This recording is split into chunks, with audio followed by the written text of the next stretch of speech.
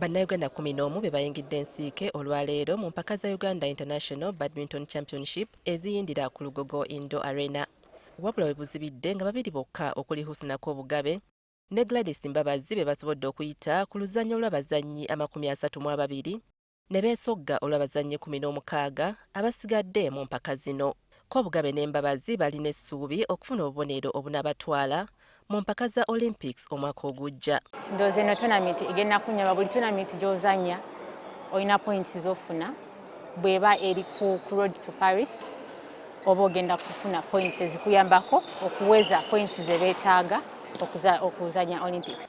Ndowooza nsobola ozannya Olympics nina essuubi lingi kuba nsobola ozannya nze ng'omuzannyi kati ekirina okunqualifyingisa kati ye financial issue cause bwe mba ngenze mu tournament ekyo kyonna kyetaaga ssente kati bwe banteekamu ssente gavumenti bwetuteekamu ssente tusobola okuqualifyinga ate nga tuli bangi abasobola okuqualifyinga.